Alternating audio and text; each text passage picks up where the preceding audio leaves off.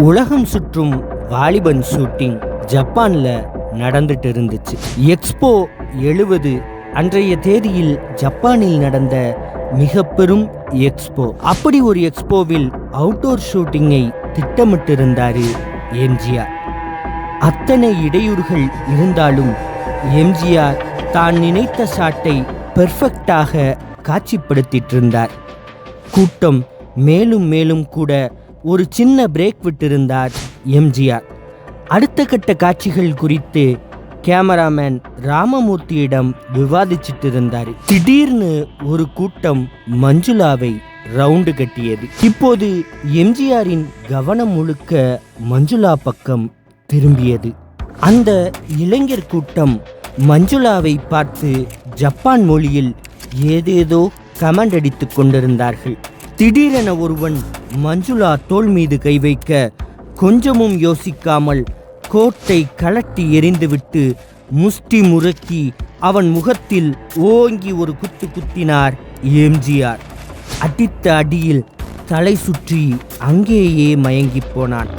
ஒரு புல்லட் வருவது போல் எம்ஜிஆர் வந்து நின்ற வேகத்தை பார்த்து சுற்றி நின்றவர்களே மிரண்டு போனார்கள். நாகேஷ், ஷியாம் சுந்தர் போன்ற அங்கிருந்தவர்கள் வேர்த்து போய் நின்றார்கள். வெளிநாட்டுக்கு வந்திருக்கிறோம், ஜப்பான்காரனையே ஜப்பான் நாட்டில் இப்படி புரட்டி எடுத்துட்டாரேன்னு வியந்து போய் நின்றார்கள். இப்போ எப்படி தப்பிக்க போறோம்னு புரியாம விழிச்சு நின்னாங்க. கொஞ்ச நேரத்தில் எக்ஸ்போ பாதுகாப்பில் இருந்த காவலர்கள் அங்கே வர இளைஞர்கள் மீதுதான் தவறு என்பதை உணர்ந்து அவர்களை அங்கிருந்து விரட்டினார்கள். எம்ஜிஆரின் வீரத்தையும் துணிச்சலையும் பாராட்டிய ஜப்பான் காவல் அதிகாரிகள், அந்த கேங் ஒரு ரவுடி கும்பல், இனி கொஞ்சம் ஜாக்கிரதையாக இருங்கள் என எம்ஜிஆரை எச்சரித்து சென்றார்கள். ஆனால் எது குறித்தும் பயப்படாத எம்ஜிஆர் அடுத்த நாளும் அதே இடத்தில் மீதமுள்ள காட்சிகளை படமாக்கினார். அதுதான் எம்ஜிஆர். உலகம் சுற்றும் வாலிபன் படத்துக்காக மொத்தம் 25 பேர் ஜப்பான் போனார்கள். படத்தின் டைரக்டர் எம்ஜிஆர். ஒவ்வொரு ஷாட்டும் மிரட்டலா அமைய வேண்டும் என அத்தனை மெனக்கெட்டார் எம்ஜிஆர். முதல் நாள் ஷூட்டிங் காலை 7 மணிக்கே முழு மேக்கப்புடன் ரெடியாக இருந்தார் எம்ஜிஆர். ஆனால் படப்பிடிப்பிற்கான எந்த ஏற்பாடும் நடக்கலை. கிட்டத்தட்ட 3/4 மணி நேரத்துக்கு பிறகு படக்குழு ஸ்பாட்டுக்கு வந்தது. முதல் நாள் என்பதால் எம்ஜிஆர் எதுவும் பேசல. முதல் நாள் படப்பிடிப்பு வெற்றிகரமாக முடிய அடுத்த நாளும் இதே கதை தொடர்ந்தது. லேட்டாக வந்த அனைவரையும் என்னதான் பிரச்சனை, ஏன் தினமும் ஷூட்டிங் லேட்டாகிறது என எம்ஜிஆர் கேட்க, எங்கள் ஹோட்டல் ரொம்ப தூரம், அதனால் இங்கே வந்து சேர லேட்டாகுது என பதில் சொன்னார்கள். உடனே ஆரம்பியை அழைச்சார் எம்ஜிஆர். எதுக்கு இவங்களுக்கு மட்டும் வேற ஹோட்டலில் ரூம் போட்டீர்கள் என கேட்டார். அது வந்து என ஆரம்பி தயங்க, பரவாயில்ல சொல்லுங்க என அதட்டி கேட்டார் எம்ஜிஆர். நீங்கள் தங்கியிருப்பது ஸ்டார் ஹோட்டல், இங்கே எல்லோருக்கும் ரூம் போட்டா செலவு எகிரிடும் என பதில் சொன்னார் ஆரம்பி.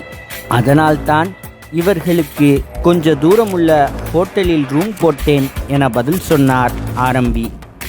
நம்ம நம்பி வந்திருக்கிறார்கள், அவர்களை மட்டும் தனியாக விடுவது முறையல்ல.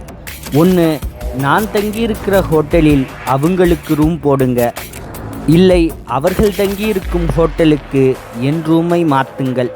செலவை பற்றியெல்லாம் நீங்கள் கவலைப்படாதீர்கள்.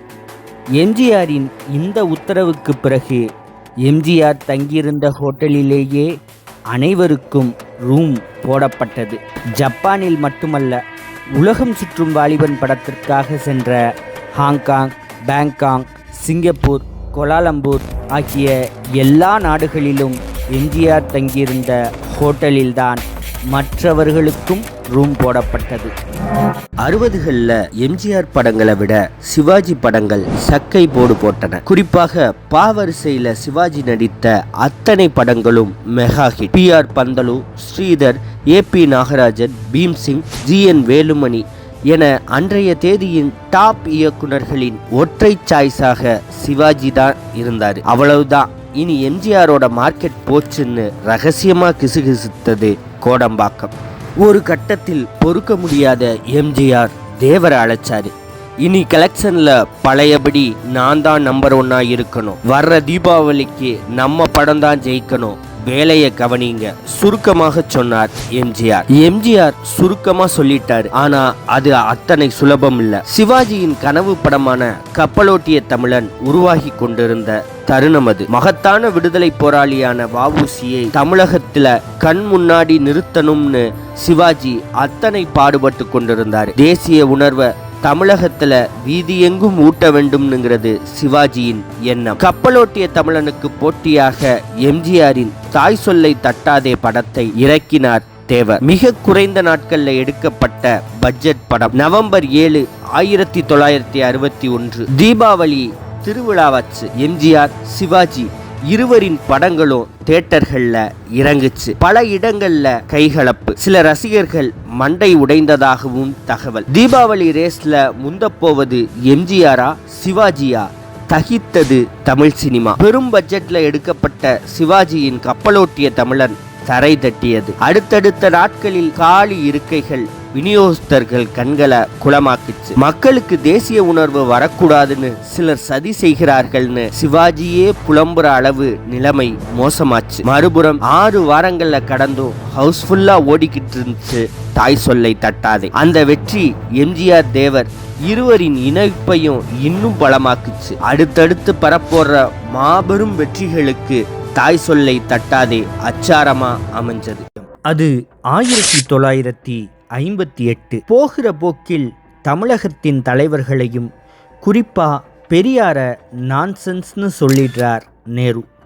நேருவோட இந்த ஆணவ பேச்சுக்கு தமிழகம் முழுமையா கொந்தளிச்சது. திகாவும் திமுகவும் தமிழகம் முழுக்க பல்வேறு இடங்களில் போராட்டத்தை ஏற்பாடு பண்ணாங்க. குறிப்பா நேரு சென்னை வரும் சமயம் அவர் கண்களுக்கு எங்கு நோக்கினும் கருப்பு கொடிதான் தெரியணும்னு தன் தோழர்களுக்கு ஆணையிட்டார் அண்ணா. கழகத்திற்கு அப்போதெல்லாம் அதிக நிதி வசதி கிடையாது. இதனால் லட்சிய நடிகர் SSRம் புரட்சி நடிகர் எம்ஜிஆரும் தான் அதற்கான முக்கிய பொறுப்புகளை ஏற்றுக்கொள்வது வழக்கம்.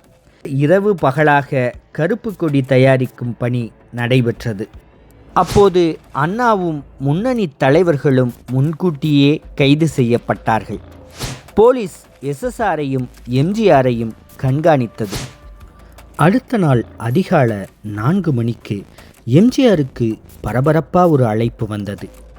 ஃபோனை எடுத்த எம்ஜிஆர் யார் பேசுவது என கேட்க போலீஸ் கமிஷனர் என மறுமுனையில் பதில் சொல்லியது அந்த குரல்.